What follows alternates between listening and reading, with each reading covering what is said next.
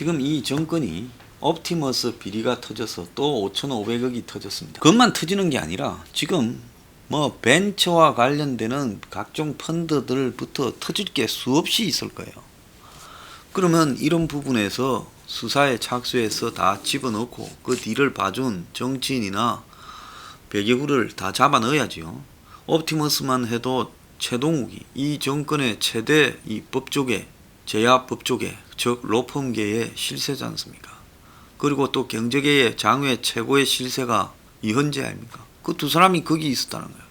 자, 그러면 이런 부분을 수사를 하게 되면 애초부터 이런 거를 농협 정권에서 갖다 팔은 것도 잘못된 거고, 지난번에 라임 같은 경우도 신한은행, 우리은행 대신 정권에서 갖다 팔은 것도 잘못된 거죠.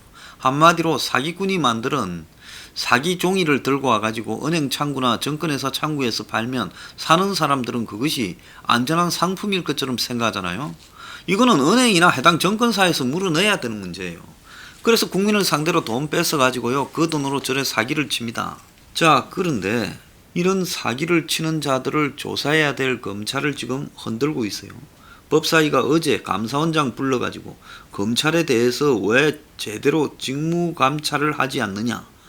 감사원장을 부른 거는 업무 보고를 가지고 지금 받겠다고 법사위에서 불렀는데, 최재형 감사원장한테 검찰은 법사위에 업무 보고를 하지 않는다, 어떻게 생각하냐, 이런 거를 묻고, 또 최 원장이 검찰이 국회에 와서 업무 보고를 하는 사항에 대해서는 다른 기관이 말하기가 그렇다 하니까, 즉 감사원장한테 왜 그런 걸 묻냐, 이렇게 이야기하니까 2018년에 감사원의 검찰 감사 결과를 꺼내면서 대검찰청의 인권교육 부실 등 감사 결과를 나열하며 검찰에 대해 너무 자잘한 거 가지고 감사하는 거는 무늬만 감사 아니냐, 큰 거를 감사해라. 그러면서 서울중앙지검, 당시 윤석열이 있던 중앙지검에 대한 기관 운영감사와 회계감사를 안 한 것을 지적하며 검찰 직무감찰에 대해 소홀한 게 아니냐. 제가요 2000년에 조그만한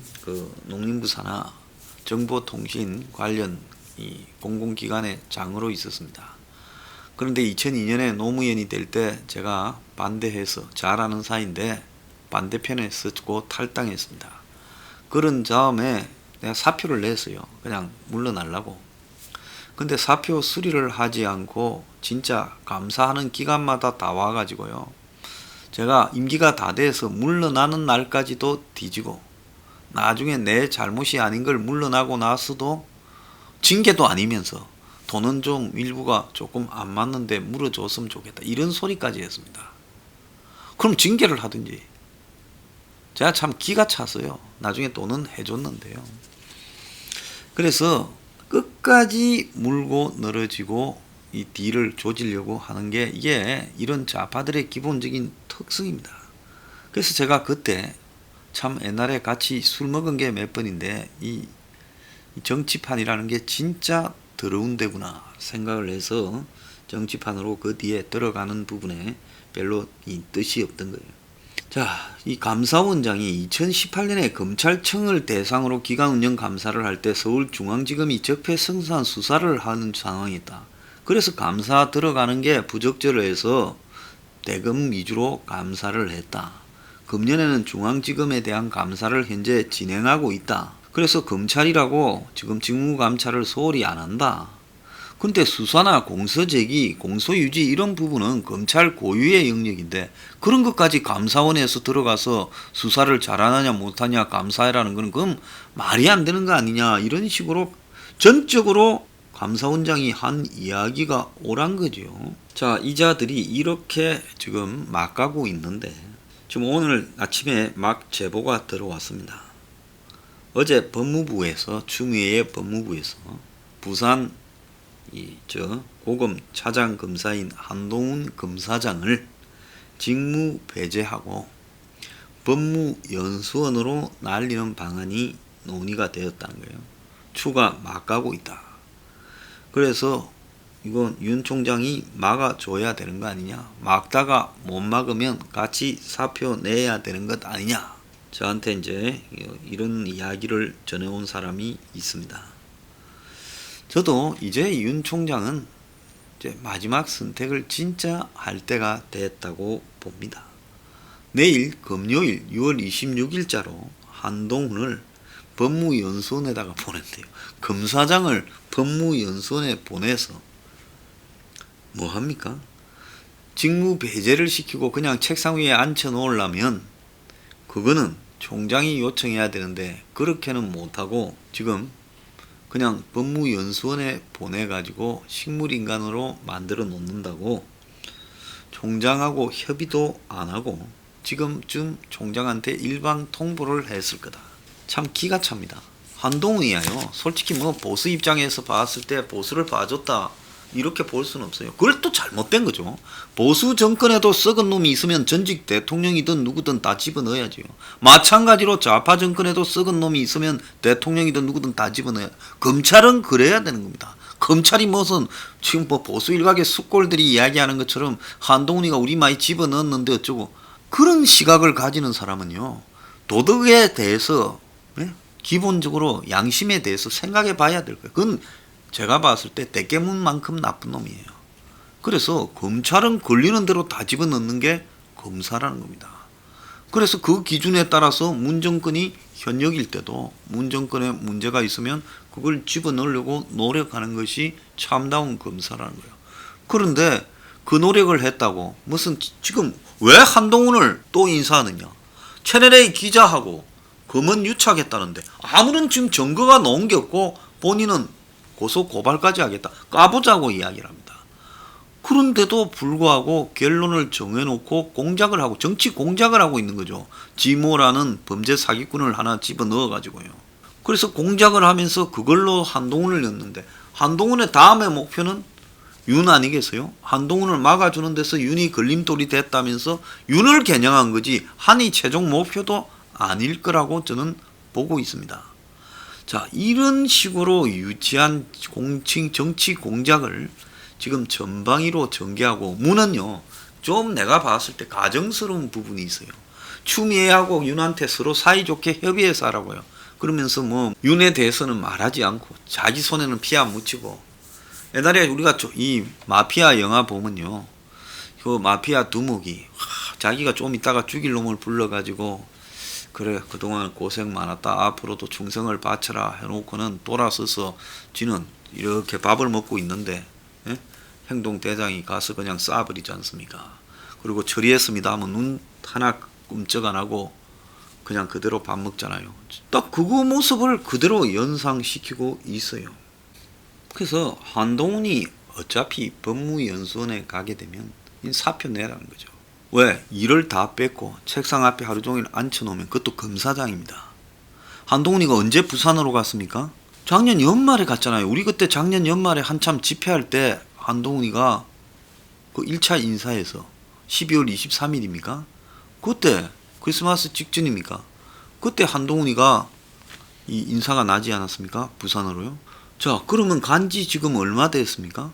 6개월 됐는데 또 법무연수원으로 쫓아낸다는 겁니다. 자, 그렇다면 이제는 윤석열 입장에서 이 인사에 반대하고 그리고 정권이 밀어붙이겠다 하면 기자회견을 해서 국민 앞에 할 말을 하고 여기서 그만둬야 된다. 저는 그것이 맞다고 보고 있습니다. 이걸 만약에 자기 오른팔이고 자신을 위해서 충성을 바친 사람이 별일을 하지 않아요. 부산 고검의 차장이면 아무 일거리도 없는 사람, 밥 먹는 게 일일 거예요.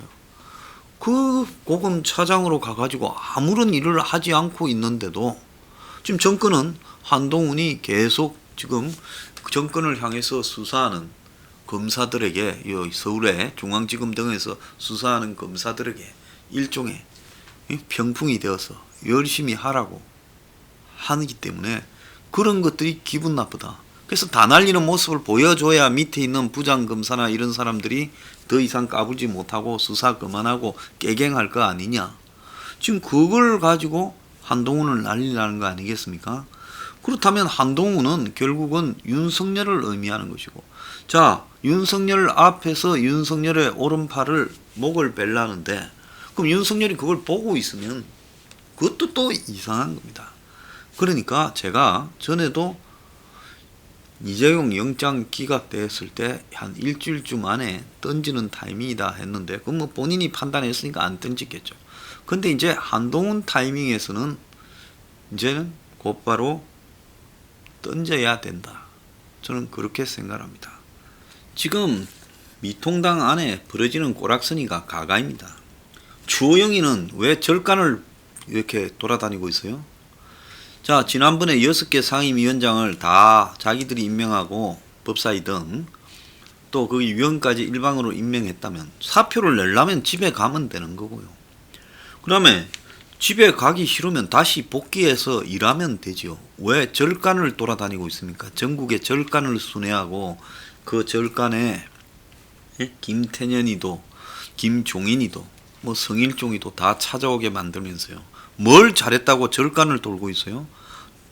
주호영이 당신이 불교 신자인 거는 당신의 취향이에요. 그렇지만은 이런 지금 시국에서 절간에 앉아가지고 티 입고 쇼하지 말고 당신 그렇게 중요한 정치적 인물도 아니에요. 여당이 행포를 부렸으면 몸을 던져서 막으려고 하든가 몸도 안 던졌잖아요. 그냥 기어 나왔지 않습니까? 그럼 아예 연말까지 안 들어가겠다. 밖에서 투쟁하겠다는데 이제 그런 거는 아예 김종인이나 주호영 같은 사람들은 투쟁은 안 한다고 정해놓고 있는 거 아니에요. 그러면 투쟁도 안 한다. 잘못됐다. 18개 상임위원장 너 다 해라. 우리는 싸우겠다. 뭘 싸웁니까 너네들이? 좀 이따가 국회 들어가가지고 35조 또 추경 동의해 줄 거 아니에요. 윤미향이하고 뭐 북한 문제로 국정조사 한자 하지만은 그 국정조사 될 거라고 생각하는 국민 하나도 없을 겁니다. 거대 여당의 행포가 있어서 지금까지 합의해온 이 법치라든지 더 나아가지고 정치의 관행적 합의의 정치를 완전히 여당이 깔아뭉갠다면 우리는 그러면 너네들이 독재를 하니까 독재에 맞서서 소수 정파가 할 수 있는 것은 투쟁밖에 더 있겠습니까? 그러면 이제 국회가 아닌 밖에서 세비를 반납하고요. 그 국회의원 월급 안 받아도 다 먹고 살잖아요. 그 보좌관들만 월급 받게 하고 본인들은 월급 전액 반납하면서 투쟁을 해야죠. 그 옛날에 하니까 안 되더라. 그거는요 바보같이 했으니까 안 되지요. 바보같이요. 예? 결정적인 지금 결심도 없고 더 나아가서 절박함도 없고 투쟁다운 투쟁도 없고 그러면서 억지로 하기 싫은 거를 길거리에서 하니까 안 됐는데 국회를 뛰쳐나와가지고 아예 돈을 얻어서 별도로 당신들이 국회라고 하나 얻어서 거기에서 매일 모여서 회의하고 투쟁하고 한 1년만 가보세요. 누가 먼저 죽는가? 어차피 선거도 없잖아요. 이럴 때 한 1년 투쟁하는 거죠. 상대가 독재로 가서 모든 민주주의의 절차를 깔아뭉갠다면 그거를 거부하고 밖에서 싸워야 되는 게 정상 아닙니까? 자, 그런데 이 와중에 미통당의 당 대표라고 하는 김종인은 백종원이 타령을 하고 자빠졌습니다. 모르겠어요. TV에 나와서 비춰지는 백종원 씨 이미지야 두루두루 원만하고 호감이다. 이렇게 비춰지겠죠. 대한민국에는 돈 잘 버는데 성공하면 그때부터는 다 모든 게 존경받는 사람이 되는 희한한 천민자본주의 나라입니까? 저 사람이 브랜드 한 20개를 가지고 돌려서 저 사람이 지금 골목에 무슨 자영업자들한테 음식하는 기술을 가르쳐 준다 하지만 다른 한편으로 보면 저 사람이 20개가 넘는 브랜드를 계속 만들어서 바꿔가면서 하는 사람이잖아요. 그럼 저 사람의 프랜차이저가 기존의 골목 상권을 초토화시키고 있는 주범일 수도 있는 거예요. 자, 우리가 음식점에서 프랜차이즈 사업을 한다. 그럴 수도 있습니다. 하지만은 그것도 정도가 있어서 한두 가지를 가지고 프랜차이즈를 전국에 늘려서 해야지. 프랜차이즈가 모든 업종에 심지어 커피까지 포함해서 십수거의 프랜차이즈 사업을 하는 저 사람이 TV 나와서 선한 모습을 보이고 선심을 쓴다고 해서 그것이 선한 사람입니까? 나쁜 사람입니까? 아니면 이 선악이 교차된 사람입니까? 저런 사람이 앞으로 대통령이 되면 어떻게 하겠습니까? 프랜차이즈 만들어 가지고 돈 버는 것처럼 그런 식으로 국가 운영을 했을 때 그 국가가 제대로 되겠어요? 그런데 이미지가 좋다. 다 모든 연령 남녀노소 할 것 없이 호감을 가진다. 언론을 통해 본질은 모르는 사람들에 의해서 호감을 가져서 비판하는 사람이 없다라는 부분을 가지고 그걸 김종인이 장난처럼 이야기하고, 그러니까 또 어제 오세훈이는 이제 아예 그냥 김종인이가 80 넘었지만 직접 할 수도 있다 하고, 원희룡이는 백종원 그런 모델에 공감한다 하고, 김종인은 이 우크라이나에는 코미디언 하던 사람이 됐는데 그런 사람이 돼야 된다. 근데 우크라이나에 젤린스키라는 사람이 사실은 뒤에 재벌이 밀어주고 있다. 지금 그런 소문도 많이 나오고 있지 않습니까? 예? 그래서 이게 그냥 순수하게 개그맨 출신이냐? 꼭 그렇지도 않다는 거예요. 우크라이나는 나라가 아니라요, 과두 재벌들, 군벌들이 국가를 운영하는 실패한 나라입니다.